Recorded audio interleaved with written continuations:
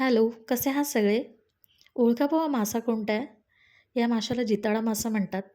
तर म्हटलं तुमच्यासोबत व्हिडिओ शेअर करूयात. याची रेसिपी शेअर करूयात. याला असं छान कट करून घेतलेलं आहे. अशा पीसेसमध्ये स्वच्छ धुवून त्याला 1 टेबलस्पून लिंबाचा रस लावलेला आहे. चवीप्रमाणे आपण मीठ ॲड करूयात.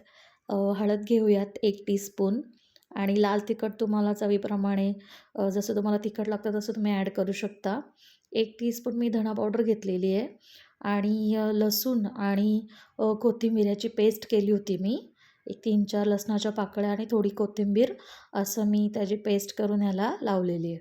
आता आपण ह्याला सगळं मिक्स करून एक 10 मिनटं साईडला ठेवून देऊयात मॅरिनेट करून. तोपर्यंत आपण कालवणाची तयारी करूयात.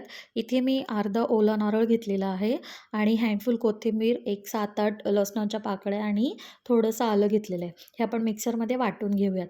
इकडे मी पॅन गरम केलेला आहे आणि त्यामध्ये फोडणीला कढीपत्ता टाकलेला आहे आणि 2-3 लसूण ठेचून टाकलेले आहेत आणि थोडं फ्राय केल्यानंतर ह्याच्यामध्ये आपण टोमॅटो ॲड करूयात. इथे मी 1 टोमॅटो घेतलेला आहे.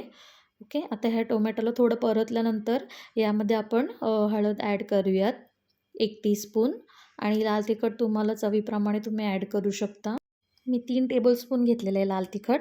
ह्याला छान फ्राय केल्यानंतर आता आपण जे वाटण करून घेतलं होतं ओल्या नारळाचं ते आपण ह्याच्यामध्ये ॲड करूयात आणि फ्राय करून घेऊयात.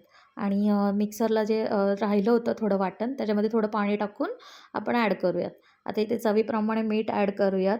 पाणी टाकूयात. तुम्हाला हवी तशी कन्सिस्टन्सी ठेवा आणि जे मच्छीचे तुकडे आपल्याला कालवणामध्ये टाकायचे ते आपण या स्टेजला ॲड करू शकतो.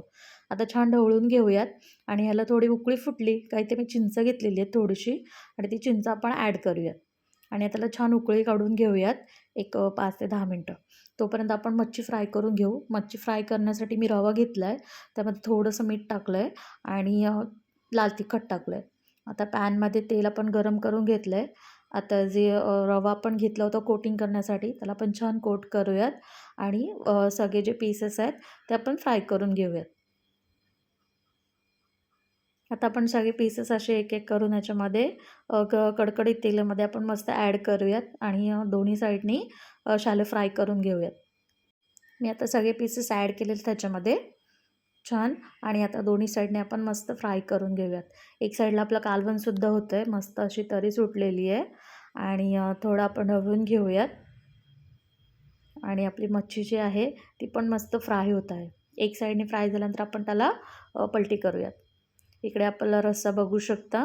तुम्हाला जशी कन्सिस्टन्सी हवी आहे तसं तुम्ही ठेवा. तुम्हाला जाड रस्सा हवा असेल, थिक पाहिजे असेल थोडा थिक ठेवा. पातळ पाहिजे असेल तर पाणी ॲड करा. जास्त पाणी ॲड नका करू. मच्छी आपण दोन्ही साईडने मस्त फ्राय करून घेतलेली आहे. आता आपण सर्व्ह करूयात. मस्त तांदळाच्या भाकरीसोबत सर्व्ह करा.